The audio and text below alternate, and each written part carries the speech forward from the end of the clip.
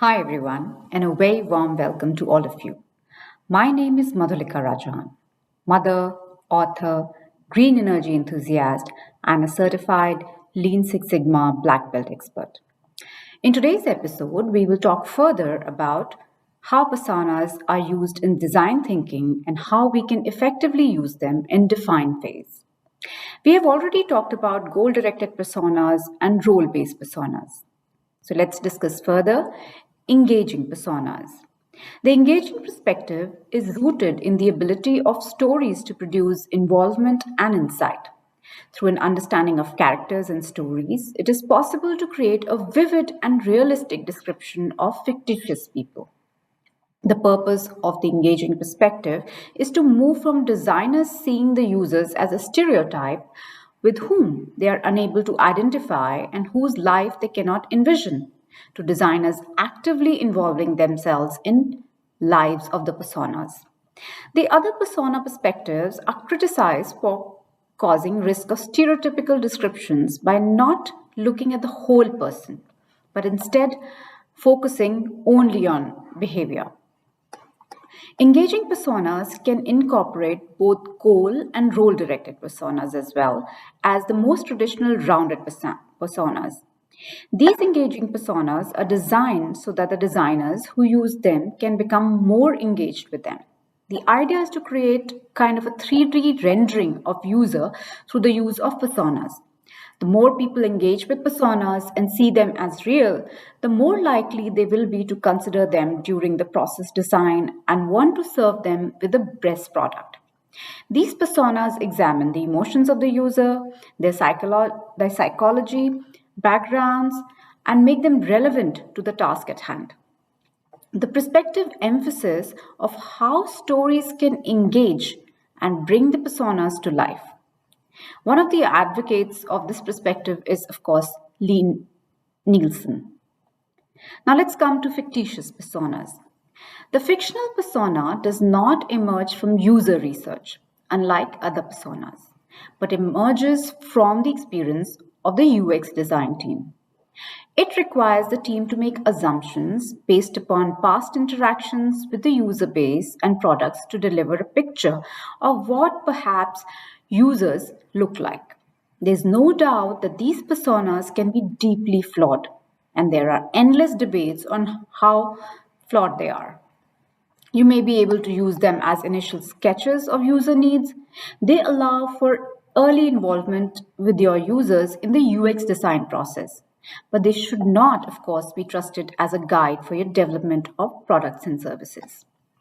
One of the main difficulties of persona method is getting participants to use it. In short, while we let you in on the Lee Nielsen's model, it sets out to cover this problem through a 10-step process of creating an engaging persona. We are going to discuss further the 10 steps on how to create your engaging personas and scenarios. Engaging personas can incorporate both goal and role directed personas, as well as the more traditional rounded personas. Engaging personas emphasize how stories can engage and bring the personas to life.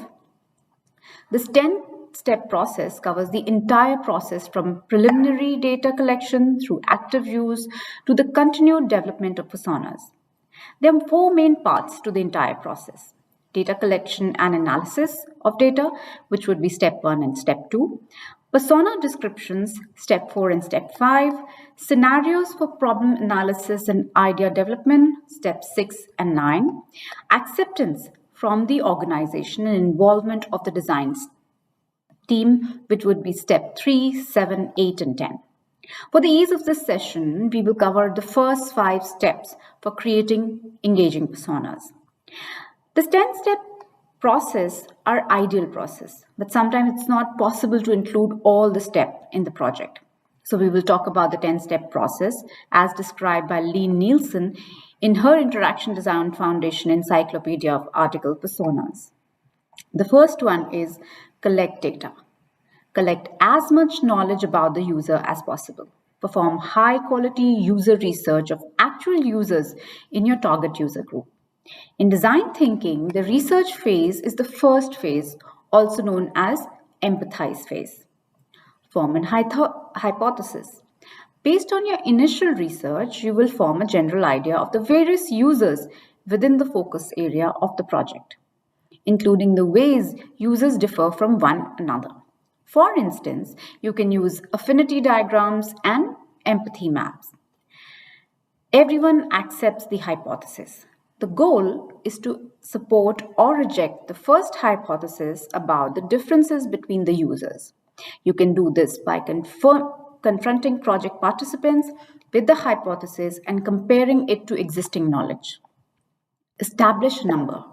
You will have to decide on the final number of personas which it makes sense to create. Most often, you would want to create more than one persona for each product or service, but you should always choose just one persona as your primary focus. Describe the personas. The purpose of working with personas is to be able to develop solutions, products, and services based upon the needs and goals of your users.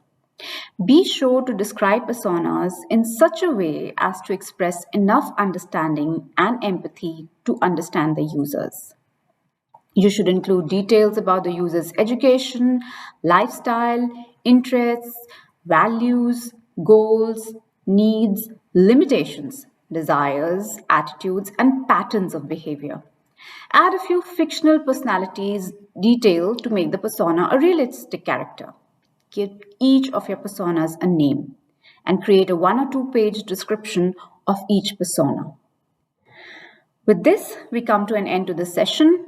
In the next session, we'll continue to discuss about personas and how we can go about making them and using them in design thinking process in a structured manner.